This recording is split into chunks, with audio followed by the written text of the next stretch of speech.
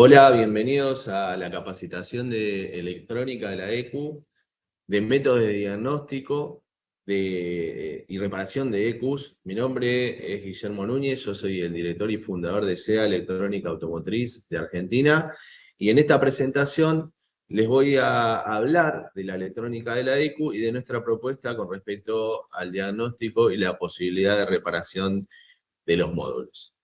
En principio vamos a hablar de un método que nosotros bautizamos como método FullProbe, que consta de 8 pasos que tienen que ver con el diagnóstico de cada una de las etapas de una ECU o de un módulo. En principio hacemos esta separación porque un diagrama en bloques de un módulo de control consta principalmente de estas etapas. Hay 8 etapas que son el regulador, el microcontrolador, las memorias, los circuitos de entrada, los circuitos de salida, los circuitos complementarios y los circuitos de comunicación. Entonces nosotros vamos a hacer una evaluación de cada uno de ellos y vamos a mostrarles acá, en principio en teoría, cómo tiene que hacerse el diagnóstico de cada una de estas etapas, de cada uno de estos bloques, y después le vamos a mostrar con el equipo FullProbe y con el software de FullProbe 2,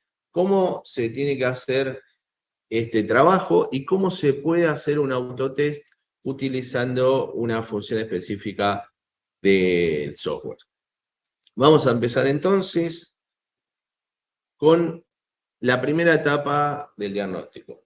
Vamos a tener los reguladores o el regulador de voltaje. El regulador de voltaje es el componente interno de una ECU que alimenta generalmente con 5 volt, pero puede tener también una salida de 3,3 volt, alimenta internamente al microcontrolador y sus periféricos y en forma externa algunos reguladores que llevan alimentación. Este es el diagrama en bloque general de una ECU, donde tenemos acá destacada la etapa del regulador de voltaje. En este caso, en este tipo de diagrama, en este tipo de arquitectura, el regulador comparte también la función de gestión de RPM, inductivo en este caso, y transceiver K-line. Por eso está destacada ahí, están destacadas estas funciones dentro también de la etapa del regulador. Bueno, ¿qué pasa cuando el regulador falla? ¿O cómo tenemos que hacer la secuencia de diagnóstico de este componente? Bueno, el síntoma es que no vamos a tener 5 volt en alguna de las salidas. El regulador, como dije, puede ser que tenga varias salidas. Una seguramente va a ser para la alimentación interna y después vamos a tener las alimentaciones de los sensores. En lo que son alimentaciones internas también podemos tener más de una. Entonces, bueno, depende de la arquitectura del regulador y las características de la ECU que estamos probando, va a ser cómo tenemos que proceder en este sentido. O sea, lo que nosotros tenemos que hacer primero, antes de empezar el diagnóstico, es saber con qué sistema estamos trabajando y recolectar toda la información posible. ¿Cuáles son las pruebas que tenemos que hacer para verificar si el regulador funciona bien o no? Bueno, lo primero es medir los consumos siempre. Cuando se conecta a un módulo cualquiera, siempre lo primero que tenemos que hacer es ver los consumos. Tanto en el equipo que ustedes tengan, como puede ser también en la fuente de alimentación que estén usando. Si hay que hacer un diagnóstico, ya sea en el banco o en el vehículo, lo primero que tenemos que hacer es asegurarnos que están presentes todas las entradas de 12 volt. O sea, ese sería el primer paso. Cuando hablamos de entradas de 12 volt, hablamos de los positivos 30, positivos directos de batería, positivos 15 a través de contacto, y el positivo, que en algunos casos es el principal, que es justamente el que viene a través del contacto de relé principal, que es una función, es un sistema, es alimentación principal, gestionada también por la ECU, en algunos casos por el mismo componente del regulador. O sea que también tenemos dentro del regulador, en algunos casos, la gestión de la alimentación del relé principal. Dentro de este esquema, un poco más representativo de los componentes, donde ustedes pueden ver cómo podemos hacer en forma muy genérica una identificación, ¿no?, de cada etapa. Ahí tenemos el regulador, que lo vamos a identificar porque tiene unos capacitores ahí asociados, que generalmente son el capacitor o los capacitores de entrada y el capacitor o los capacitores de salida. Generalmente el sistema, esta etapa, va a tener un capacitor para filtrar cada una de las salidas de 5 volt y lo mismo con las entradas. Este regulador, como vemos acá en este esquema, va a dar alimentación a varios componentes internos, principalmente el microcontrolador. Acá podemos ver también que se está alimentando un procesador auxiliar y las memorias. Pero puede ser que haya otros componentes que también requieran esta alimentación de 5 volt. Bueno, ese sería el primer o la primera etapa que vamos a diagnosticar. Esto tiene que ver con un método, con el método Fullproy, y bueno, ese método está basado en un protocolo, o sea, hay una secuencia de pruebas que se van haciendo para obtener el diagnóstico general de un módulo. Bueno, la segunda falla sería el driver de salida de inyección. En realidad acá se desprende, de acuerdo al módulo con el que ustedes estén trabajando, una serie de posibilidades, porque acá estamos hablando de un sistema de inyección indirecta. Yo después en el ejemplo les voy a mostrar otro sistema que es de inyección directa, así ustedes pueden comparar una cosa con otra y ver que en el caso de que trabajemos con módulos de inyección directa o módulos de diésel, vamos a tener algunas salidas adicionales. O sea, generalmente con la inyección indirecta vamos a tener salida de los inyectores, salida del encendido, ya sea para módulo o directamente para bobina, la salida del relé de bomba. Podemos tener algunas salidas auxiliares, como puede ser válvula de purga del canister, EGR, turbo, si el sistema lo lleva instalado. Y eso van a ser todas las salidas. Pero las principales van a ser inyección, encendido y bomba. En el caso de la inyección directa es un poquitito diferente porque se agregan las válvulas de control, que puede ser la de caudal presión y alguna otra de algún sistema auxiliar, como por ejemplo el turbo. Entonces, acá vamos a hablar por ahora, para esta parte, específicamente de sistemas de inyección indirecta. Después yo en el ejemplo les voy a mostrar un sistema de inyección directa, así ustedes pueden ver cuáles son las diferencias y cómo se trabaja en banco con el diagnóstico de estos módulos. Entonces vamos al diagnóstico número 2 acá, que sería la falla del driver de salida de inyección. Todos los elementos de salida en el diagrama en bloques están contemplados en una misma etapa. Puede ser que se compartan en un mismo componente o que haya varios componentes para gestionar cada una de las salidas, cada uno de los inyectores o cada uno de los encendidos. O sea, todo esto depende de la arquitectura de la ECU. Por eso digo que es importante, antes de iniciar este método, conocer esta arquitectura y cómo se utiliza en aplicación en la ECU específica que nosotros estemos probando. De todas maneras, ya van a ver que si ustedes están utilizando un Fullprobe, están utilizando la prueba automática, todo esto es secundario, porque hay en esta prueba automática una recomendación para un help, una ayuda, para que ustedes puedan detectar cuál es el pin que gestiona esa función y no tienen la necesidad de específicamente tener un conocimiento completo de cómo es el circuito de salida y el circuito de entrada. Ya lo vamos a ver en la demo que les voy a hacer con una ECU que tenemos acá de inyección directa. Bueno, vamos entonces, volvemos al sistema de inyección. El sistema de inyección indirecta va a tener un driver Y síntoma común es que ese driver no genere el pulso de inyección, ¿no? O sea, yo hago un diagnóstico en el vehículo, veo que no tengo salida de inyección para uno de los inyectores, y una de las posibilidades es que el inyector no inyecte porque hay un problema en el módulo. Se quemó el driver de control, o hay algún problema en una pista, en un pin, en algún componente asociado a ese driver, y no tenemos salida de una o varios inyectores. Bueno, ¿cuáles son las pruebas que deben hacerse?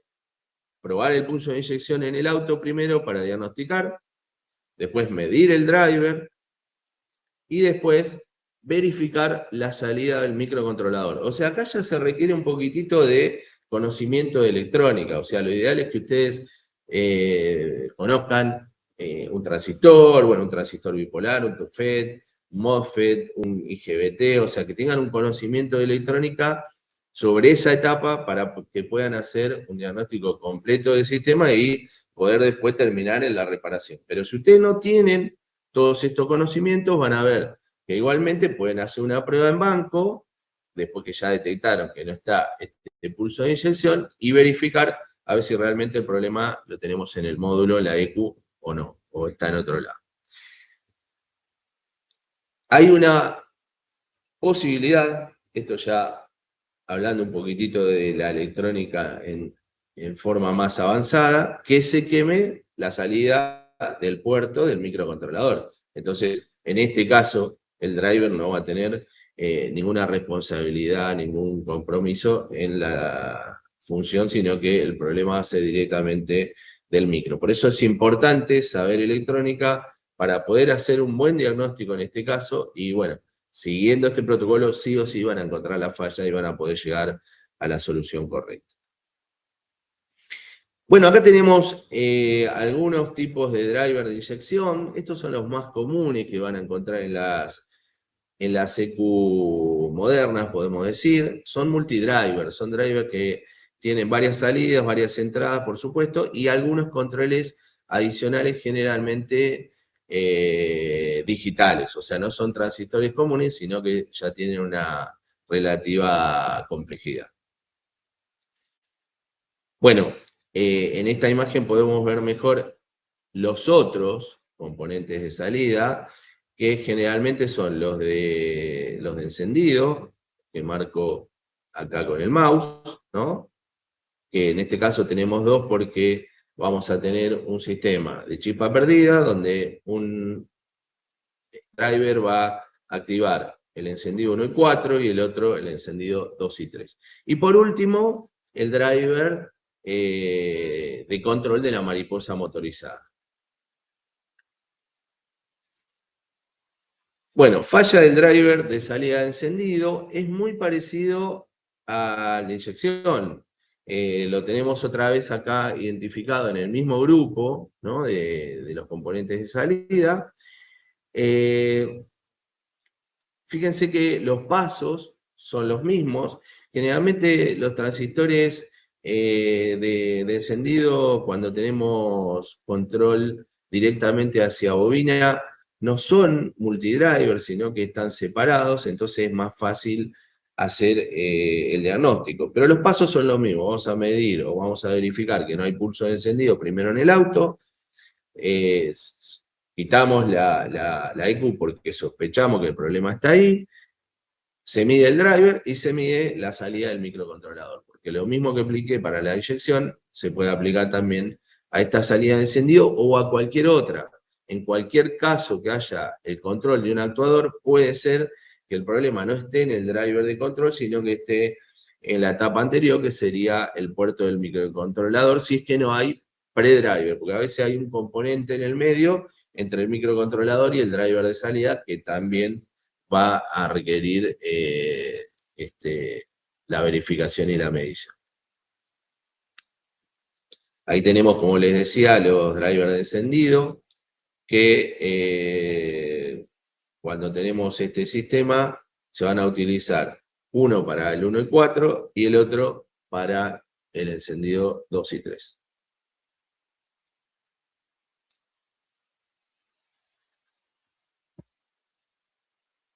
Diagnóstico número 4.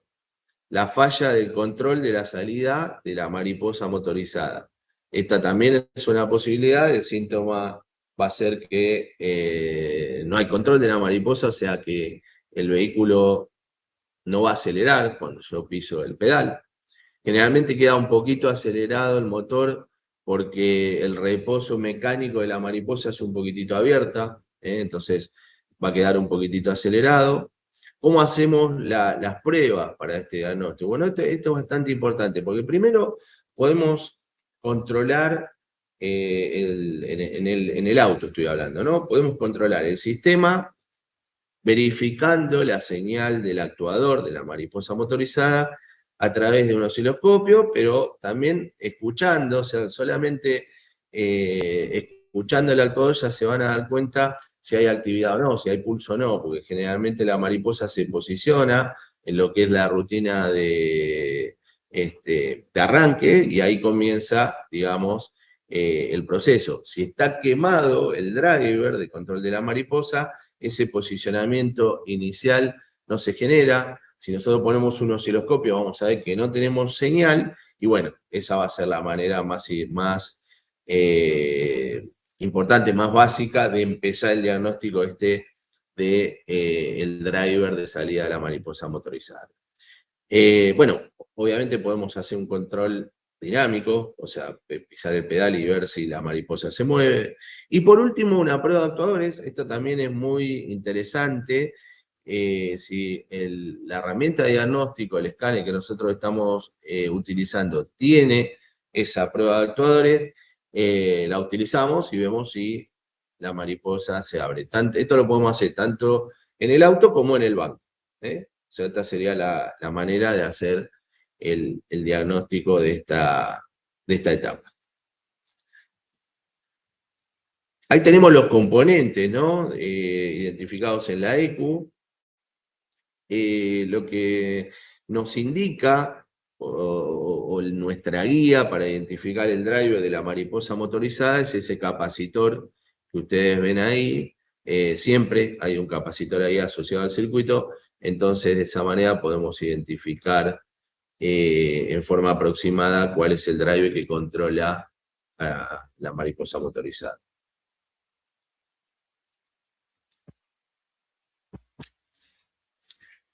Bueno, el componente, como ya dijimos, es este de acá abajo, ¿no? Que está al lado del capacitor. Bien. Diagnóstico número 5. Falla en el transceiver de K-line o de CAN. Bueno, este diagnóstico lo podríamos ubicar también un poco antes, ¿no? Porque una de las cosas que uno hace cuando va a hacer un diagnóstico es conectar la herramienta de diagnóstico, justamente el escáner, y bueno, si no conectamos ya podemos ver o podemos sospechar que tenemos algún problema en esta etapa, ¿no? Es una de las pruebas también básicas y vitales que podemos hacer en un módulo, o sea, nosotros alimentamos y ya tenemos que tener la posibilidad de conectar con una herramienta de diagnóstico o con un programador. Si falla el transceiver, esa comunicación no va a existir. Pero puede ser que el regulador esté funcionando. O sea, es muy importante esto. Porque si yo no tengo los 5 volts, ya no voy a sospechar el transceiver, sino voy a revisar primero que aparezcan los 5 volts, porque la alimentación sí es uno de los requerimientos vitales para que el módulo funcione. Ahora, tengo la alimentación y no tengo comunicación, bueno, ahí puedo sospechar que tengo un problema en el transceiver. En este caso, el transceiver está embebido en el regulador. Entonces, tenemos acá esa posibilidad de trabajar con una falla que puede estar adentro de una de las etapas del componente que también hace la función de regulador. Pero en otros casos puede ser que esté fuera, sobre todo, bueno, si hablamos de transceivers de CAN. Bueno, como dijimos, ¿cuál es el síntoma? No podemos comunicar con escáner ni con ninguna otra herramienta, ¿no? En algunos casos tampoco la ECU se conecta con los demás módulos de la red, ¿no? no en este diagrama en bloques, pero como yo les digo, si hay una red CAN, en donde, por ejemplo, se puede llegar a conectar la ECU con el ABS, con el TCM, con el módulo de control de la caja automático o con algún otro, puede ser que tampoco la ECU comunique.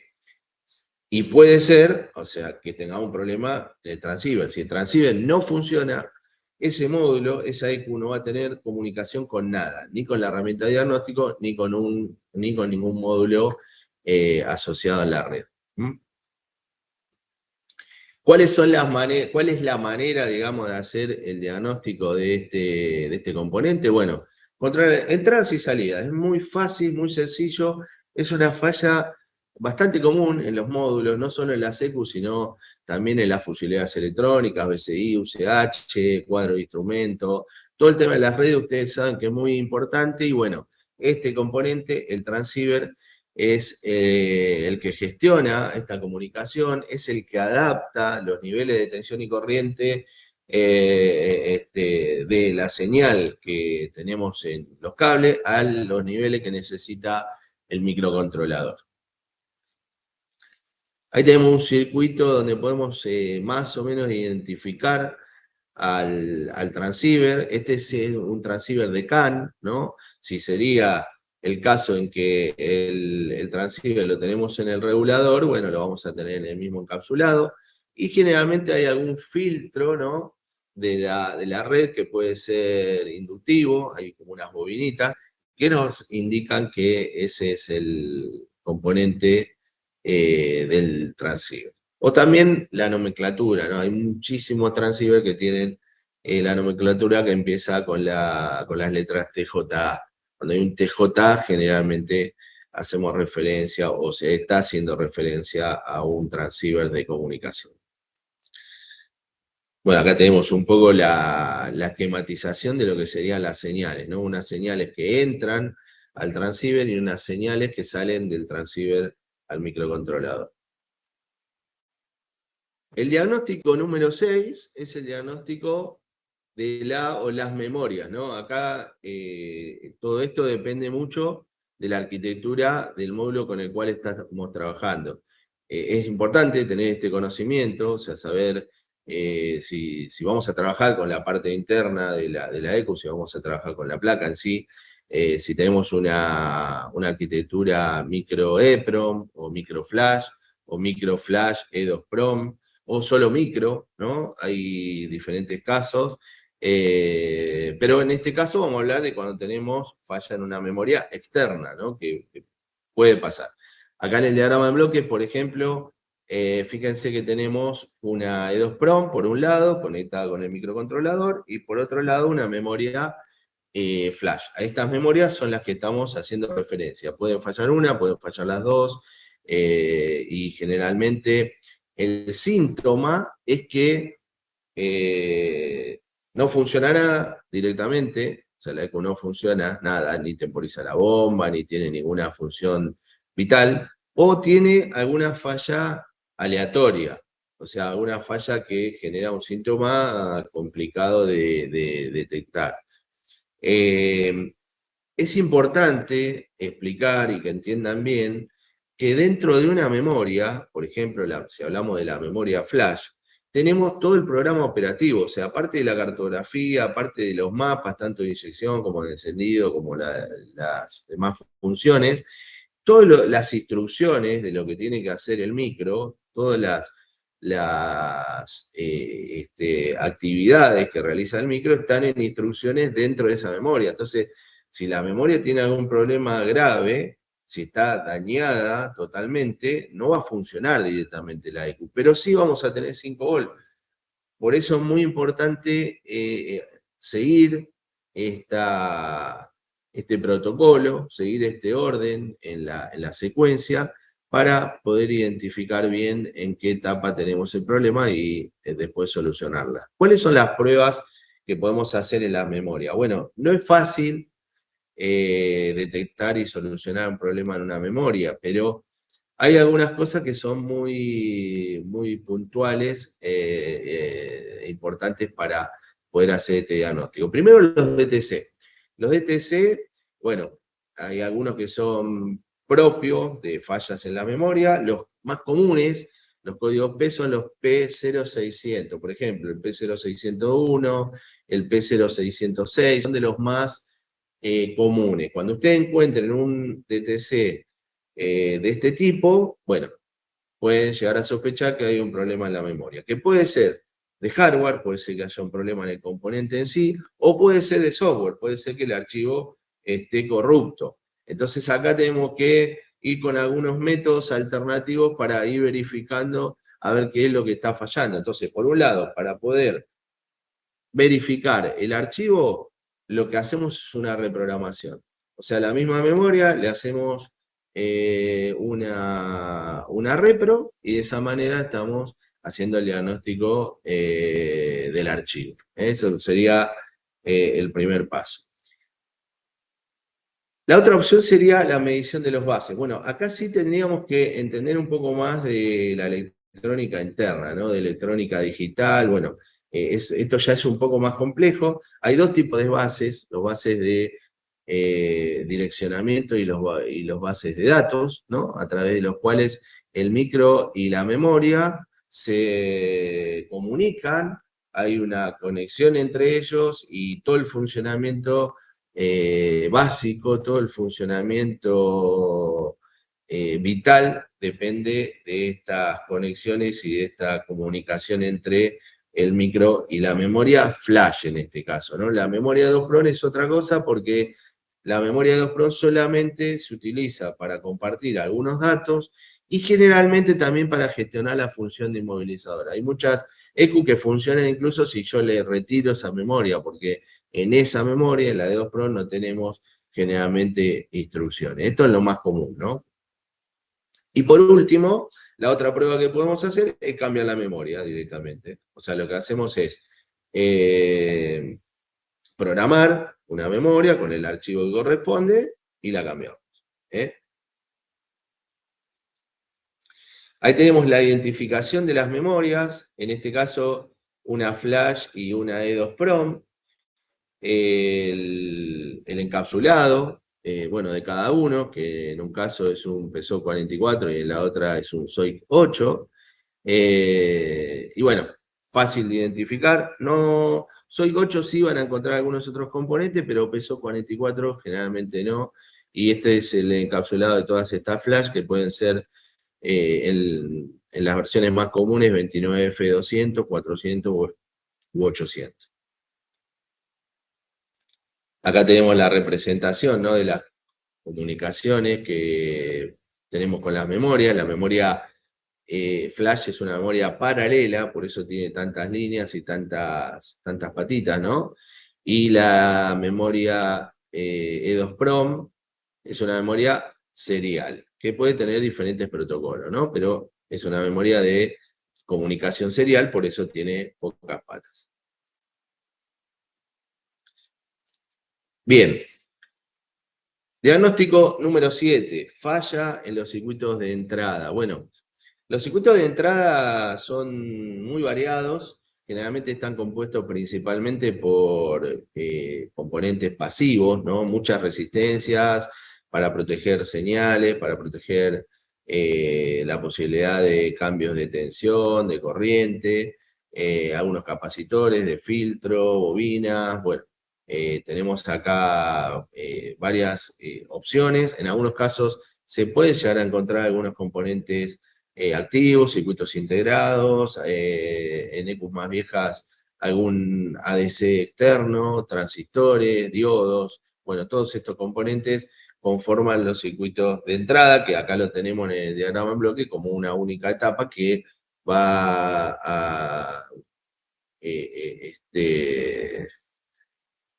a tener todo este conjunto de componentes para gestionar las señales de entrada de los sensores.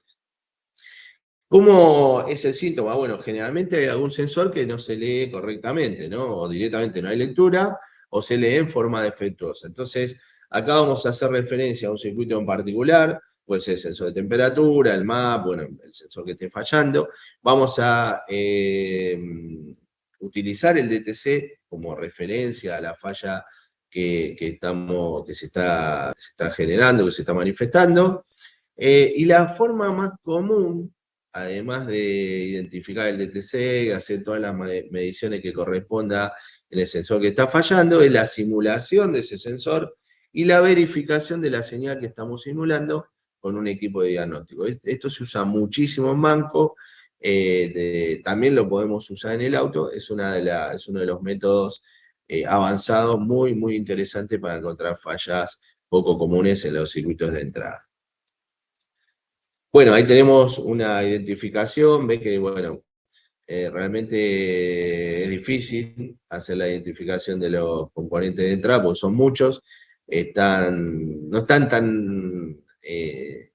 tan fácil de identificar como en esta imagen, pero bueno, por lo menos es importante que ustedes entiendan cómo es la electrónica de la EQ para este tipo de circuitos y qué componentes son los más comunes que tenemos, ¿no? Si nosotros vemos un circuito, bueno, ahí podremos identificar cómo se conectan y cómo es la arquitectura electrónica para generar esta función de poder leer componentes que tienen que ver con los sensores, que tienen que ver con las señales que se requieren para el funcionamiento del aire.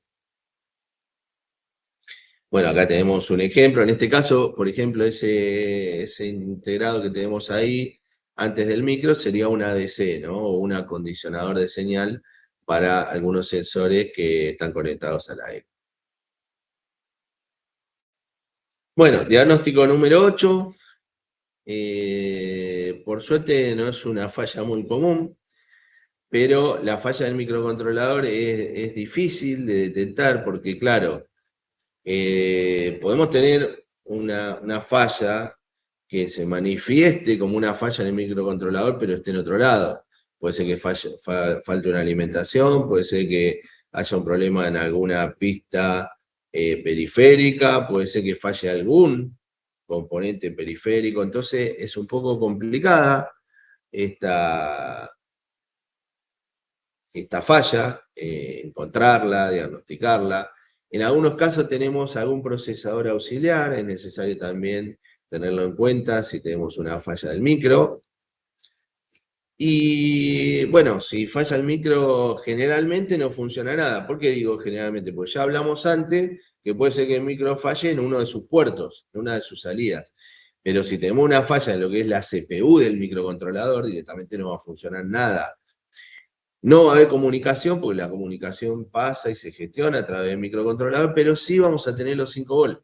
O sea que esa es una buena prueba para sospechar que podemos tener problema en el micro. O sea, si nosotros tenemos los 5 volts y aún así el micro no funciona, bueno, vamos a ir haciendo algunas pruebas, que va a ser probar si podemos entrar con el escáner, o con un programador, y algo muy importante es medir la temperatura. Generalmente cuando un microcontrolador está quemado, toma temperatura, por eso es tan importante la utilización de una cámara termográfica o algún termómetro para medir con exactitud el microcontrolador. Es fácil de identificar el micro porque siempre es el componente más grande de la EQ, y bueno, sí, recuerden siempre que en alguna de las arquitecturas, adentro del mismo micro, está el programa. No tenemos instrucciones en una memoria externa. Entonces puede ser también, si tenemos una falla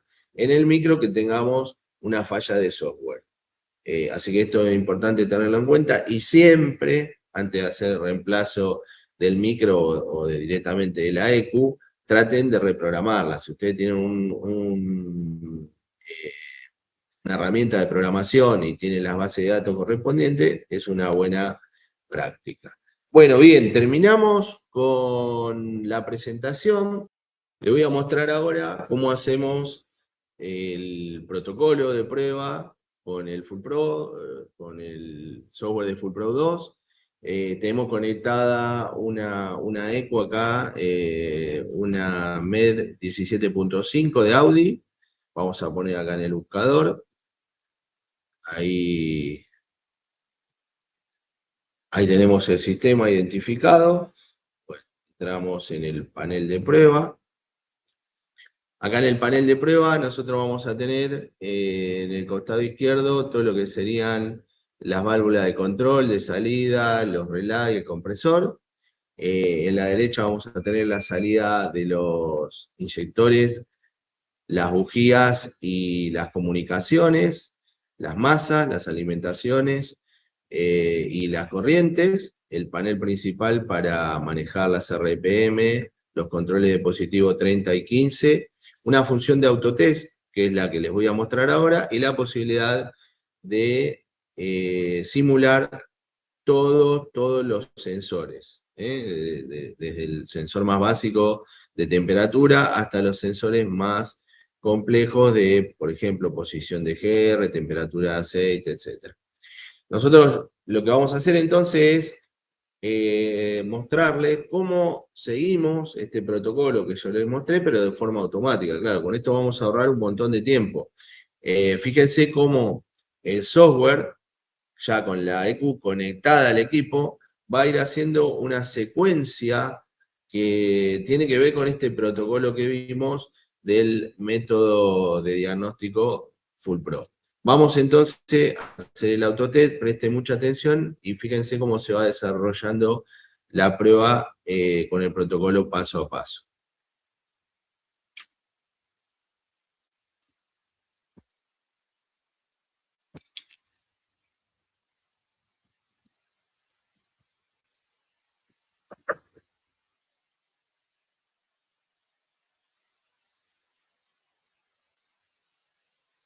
Bueno, un detalle importante, fíjense cómo acá se bloqueó la alimentación porque tenemos un exceso de consumo. ¿Por qué pasa eso? Porque estamos probando una EQ de inyección directa, ¿no? En el momento que se activan las alimentaciones, se corta justamente la alimentación para que no haya ningún daño porque está activada la protección. Lo que vamos a hacer son dos cosas. Primero quería que ustedes vean cuáles son las fallas que vamos a tener acá, representadas en rojo como error, y la posibilidad de tener un help. O sea, por ejemplo, primero, tengo el help que me dice que hay un consumo elevado, acepto.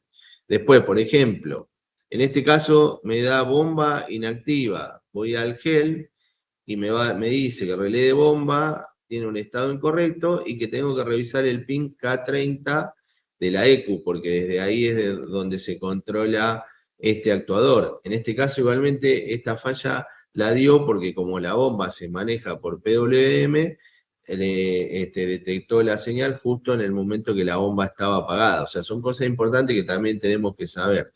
Y después vamos a tener acá, por ejemplo, todas las fallas de alimentación y el momento en el cual se produjo la falla, que fue cuando se activó el inyector 3. Entonces vamos a hacer ahora, vamos a repetir la falla, pero lo que vamos a hacer es desactivar la protección.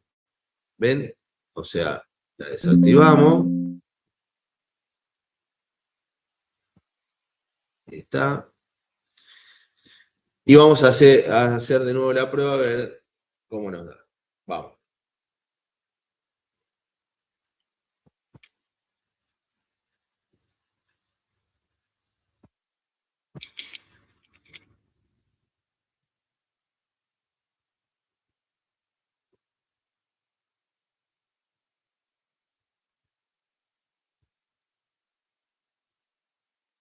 Ahí tenemos la EQ funcionando. Ven que tenemos salida en todos los inyectores, o sea que todas las salidas están correctas, en todos los componentes del encendido. Bueno, tenemos correctos los 5 volts, las masas, las corrientes. Ya el equipo ya se setea con todos los sensores como para que se produzca automáticamente el disparo de la EQ. Y tenemos dos errores. Bueno, ya dijimos que el relé de bomba lo da porque en este caso se activa por PWM. Entonces, si nosotros corremos un poquito acá, vamos a ver que el relé de bomba está prendiendo y apagando porque se activa a través de pulso. Y por otro lado tenemos una falla que nosotros simulamos acá, que es la válvula dosificadora de caudal. Entonces vamos al gel y acá me dice la válvula dosificadora está incorrecta y habría que revisar el pin A1. Bueno, ¿qué es lo que hicimos acá un poco aplicar en forma automática todo lo que vimos. Y con el conocimiento de electrónica, con el conocimiento de la electrónica de la ECU, nosotros en este caso podemos identificar, podemos entender que rápidamente tenemos una falla en esta válvula. Esa válvula, como es un circuito de salida, va a estar controlado por un driver, va a estar controlada esa salida por un driver, y bueno, lo que vamos a tener que hacer ahí, revisar el circuito y si podemos repararlo. O sea, esa es la manera en la cual se puede hacer el diagnóstico de una ECU, conociendo la electrónica interna y teniendo, en este caso, una herramienta que haga la prueba automática. Bueno, con esto concluimos esta presentación. Espero que les haya gustado, espero que les sea de utilidad, y para cualquier consulta saben que pueden consultar nuestras redes. Hay muchos videos de prueba de diagnóstico de ECUs en nuestro canal de YouTube, el canal de SEA Electrónica. Darle las gracias a todos por la atención, gracias a Autoavance y a los colegas que participaron también en este evento, y bueno, como siempre, a disposición de ustedes para seguir trabajando juntos y poder seguir aportando lo que podamos al rubro de la electrónica automotriz. Muchas gracias.